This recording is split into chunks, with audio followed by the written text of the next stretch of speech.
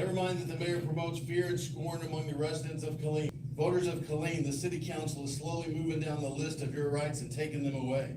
I cannot hear your comments at this time because it has to be from residents only. Yeah, that's against the law, so I'd like to speak for my 3 minutes. Sir. You're violating Chapter 551 of the Government Code. I signed up to speak like everybody else. I am a member of the public. You have no authority to stop me from speaking. I fought 21 years in 2 wars to protect the First Amendment, while you cowards sit up there and lord over us. I will see you in the courts. Hey everybody, welcome back to my channel. This is News Now Ninja, and today's video comes to you from a combat war veteran, activist, and civil rights attorney, CJ Grisham. And in this video, he's paying a visit to the Killeen City Council meeting, where what seems to be an ongoing trend across the nation, they're attempting to silence the people, and pick and choose who they want to allow to speak, in direct violation of the Open Meetings Act, where when CJ Grisham attempts to get his 3 minutes to speak, they shut him down, and he promised him a day in court for violating the law. Let me know what you think about this video in the comment section. Original link will be in the description. Make sure and let CJ know that News Now Ninja sent you, and let's get straight to it. The topic around the homeless, and there is the display of someone eating food on the dais. We don't have enough money to keep the lights on at Moss Rose, but we have a budget in the city to feed you folks. That's just the pinnacle of unfair. That's have and have not. That's just not right. And then to flaunt it by eating from the dais, you're talking about our decorum, our respect. You have people in this room last week, and probably tonight, that you legitimately have asked them, did you eat today? Or even when's the last time you ate? But we have to provide food for you folks? That's what it comes down to. That's not an opinion, that's a fact. We had people in this room last week. I'm not saying we need to provide from cradle to grave, but that level of priority. They're going to try to prevent me from speaking. Every time the city manager needs a raise or some pet project in this room comes up, oh, that money just falls from the sky. Get it together. I would dare say that this is a hypothetical, not a violent thing. If I were to blindfold some of you and take you to random parts of the city without GPS and a map, you don't know the town, you don't know us, you wouldn't be able to find your way out of those neighborhoods. You don't know them. 168,000 people, 66,000 voters, 8 days voting, only 2,000 show up. That ought to be the real rubric right there. See exactly how much. Mr. Farino, thank you for your comments. Your time is now up. We will now have a non-agenda item from Dr. Cothran. I would like to discuss the council's close relationship with the local newspaper. When the mayor sneezes, the newspaper staff hand her a tissue. Never mind that the city manager is often quoted several times a week in a variety of news articles that plant the seed of distrust among the voters. Never mind that the mayor promotes fear and scorn among the residents of Killeen. Never mind the only newspaper in town waits until Sunday to publish 4 more opinion-based articles, stories that are lean on the one side of half-truths. As an example, this past weekend, it was very interesting. The local newspaper included several articles written by staff members with links to the mayor. Yes, even the letter to the editor was written by a former newspaper staff writer and disguised as a reader from Killeen. A reader from Waco is concerned about Killeen. Wow. Staff writer who lives in a different place had their article published. Why else would the newspaper include comments from a person who doesn't live here and that's in order to force the opinion on people? Some would say the mayor is working hand in glove with the local newspaper to prevent constituents from freely exchanging information. Maybe that's why the local newspaper fails to publish many letters to the editor from regular Killeen citizens. Also, for the past week, it was very interesting that comments were removed or disabled from the online version of the newspaper. Maybe it's because the mayor doesn't like the commentary against her. In my opinion, the local newspaper does not report a balanced approach of newsworthy events. Instead, the newspaper acts as Debbie Nash's personal newsletter. She continually is featured and quoted several times a day. For example, 3 weeks ago, the mayor was featured in a 2-page article with glowing comments about her life and career. Tell me that wasn't an attempt to sway voters with a free political campaign advertisement. I laugh each time I read stories of falsehoods and quotes from the mayor, such as those disruptive men who were charging the dais when I only stood up and left the room. When Another quote, I need an armed escort to my car at night.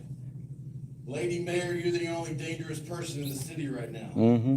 Voters of Killeen, keep this in mind. The First Amendment protects the right of people to exercise free speech and self-expression.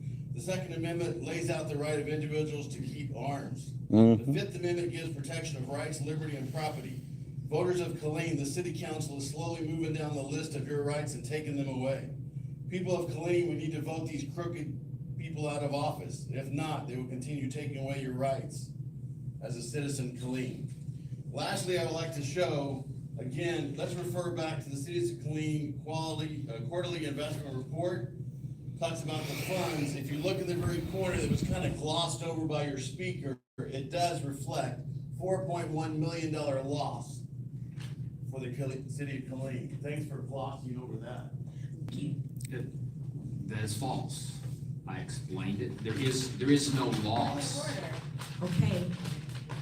Your This is- paperwork, not mine. Wait, No, this it's your is ability the to understand. system, but we will keep our decorum and we will sit and we will not talk out loud. You had your minutes to speak. We respect your minutes to speak. We will continue to respect your minutes to speak. The next person is Mr. Sean Price. I'm back. Okay, sir. you Council, Mini-Me. We're the 19th largest city. We're the 7th most dangerous. I didn't say that. That's stats. Most dangerous to We talked liberty. about decorum. And we see what the punishment can be for us. Right, the citizens. Well, y'all have no punishment to you. We can get arrested, thrown in jail Mm-hmm. because of what the mayor says in orders. Yep. Turning our police into thugs and gang members, Yep. pushing us out of here. I say that because First Amendment means everything to me. Yep. I didn't do 23 years in the Army for it to be taken away because somebody doesn't like what somebody has to say up here. Yep. And our mayor has displayed a complete and absolute animus towards certain people in the public. And just because there are a few of us that disagree with that, it's taken punishment and accusations made against me by this mayor and that city manager to the newspaper, and it's published. Yep. I make no threat to the city council, other than my vote is mine, and I will vote it accordingly. You're my city council. You represent me. So what you do up there and what you say up there embarrasses me. And I take it to heart.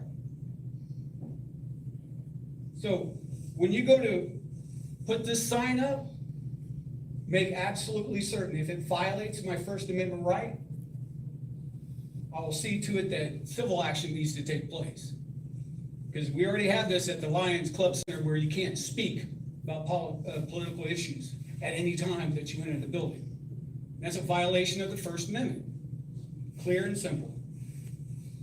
Thank you for your time. Bringing this up again.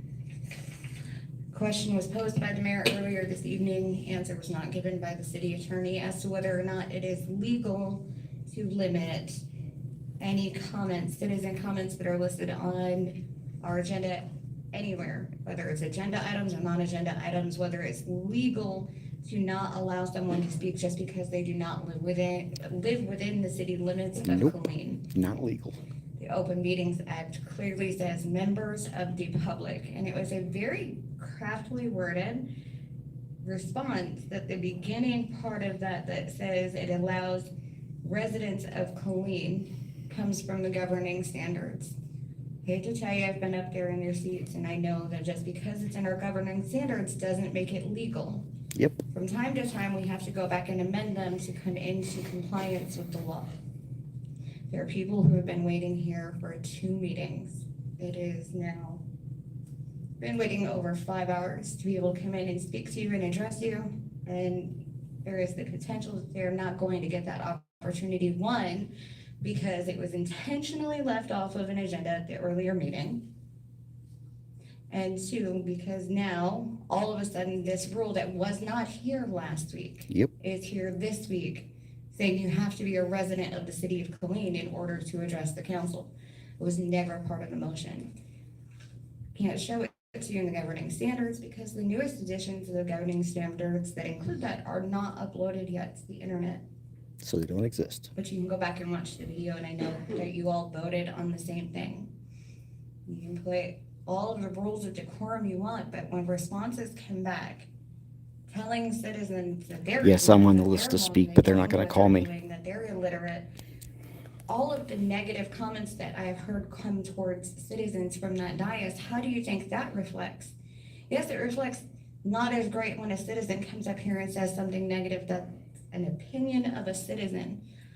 When a member of the council or city leadership sits on the dais and returns negative, nasty remarks back to the citizens, that's where it gives an even worse look to our city.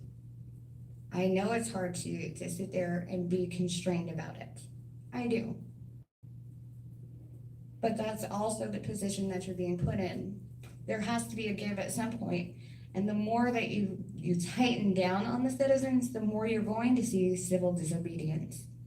When people feel that their rights are being taken away, that's what they do, because that's their only form of expression that's allowable now, is to sit in the audience and express civil disobedience. Many of you have talked about being familiar with the civil rights era. What was that all about? How did people get their rights and how did they get them across? Thank you Civil very much for disobedience. your comments.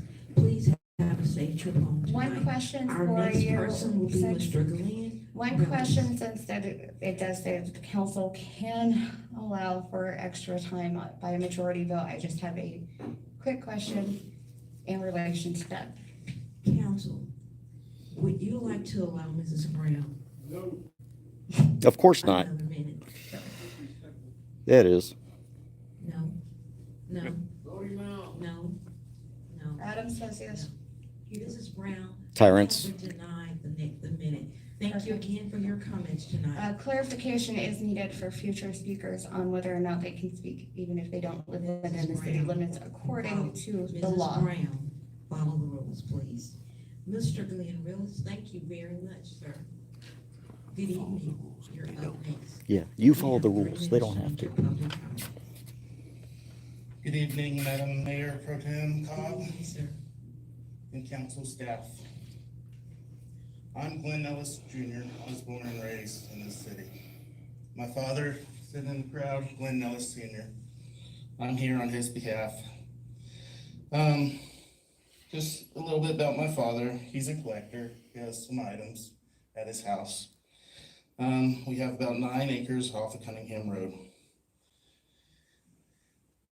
1 week. Listen after to this Thanksgiving, nonsense. The city of Killeen sent code enforcement out to his property to abate 1 acre.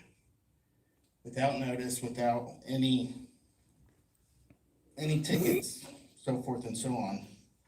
So I'm just here to let the city council and management know that I'm gonna help my dad abate this 9 acres that he has left of property. I know city code enforcement said that it was gonna be $500,000, and the city council did not wanna foot the bill to take care of the abatement of that property. So I wanna let y'all know that we are in the process of cleaning it. Thank you, Warsaw. My father has lived on the same property for 40 years, and we have not had any issues till 2021. My grandmother bought the property in the 50s, when my grandfather moved to Fort Hood, or Camp Hood back in the day. And fast forward to 2020, my grandmother's property was sold, and Dad was left with 9 acres. Not until 2021, we didn't have any issues with code enforcement.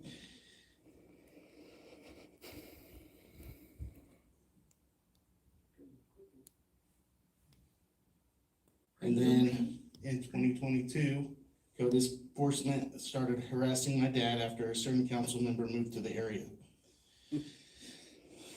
Did any members of city council or city staff reach out to him to see how they could help him? They did not, but they sent him a $10,000 bill in the mail for the abatement of the 1 acre.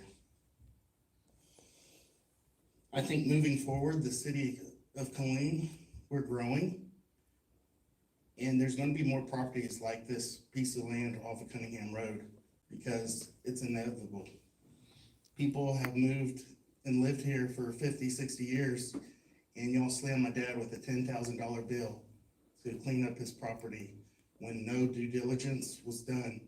And it's very frustrating that my father, who can barely walk, had code enforcement at his front door, throwing things away that they might have been trash to code enforcement, but they were things that, Mr. Rellis, thank thank you. you very much for your comments. Thank you, Ms. Cox. You're welcome. This complete, Madam Mayor Pro Tem, okay, I know that we can only speak on facts, but I will do a motion to raise request. I have no clue as what this matter is, and we can direct city staff to provide an update to council. Councilman Adams, we do hear you and we meet your grievance. City Manager Cagle has already mentioned that he would take a look into it. Again, this is a portion in which we allow our citizens to come in and to speak. We thank you for your comments tonight. I filled out a form, Yeah. madam. Yeah. CJ Grisham? Yeah, I filled it out. I'm sorry. Okay. Sir, I cannot hear your comments at this time because it has to be from residents only. Yeah, that's against the law, so I'd like to speak for my 3 minutes. Sir. You're violating Chapter 551 of the Government Code I'm being fair. of the Open Meetings Act. I'm doing what I am a member of the public. I signed up to speak like everybody else. I am a member of the public. You have no authority to stop me from speaking. Also, None whatsoever. I'm sorry, sir, but I have to. I know you're sorry. This whole council is sorry because nobody's standing up for this. Okay. You have no authority Motion to adjourn. to keep me from speaking, and I'm going to speak, and you're going to hear me about your We tyranny. have it. Oh, look at that. Now you're going to run away and hide. Sir, Yeah. I've got 3 minutes, so I can say whatever I want for my 3 minutes because I'm a member of the public. Fucking tyrants. I can say whatever I want to these fucking tyrants. Every single one of you. I will see you in the courts.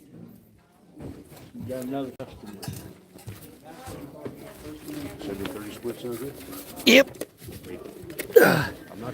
You just screwed with the wrong guy now. You can shut up your own citizens, but you're not shutting me up. That's obvious. Yep, it is. I fought 21 years in 2 wars to protect the First Amendment, while you cowards sit up there and lord over us. Remove my form. I'm just telling you, every single time you said something to somebody that was leaving this podium, you were very condescending and you're. I gave your city attorney the case law on this issue. I gave your city attorney the case law on this issue. You're violating my rights.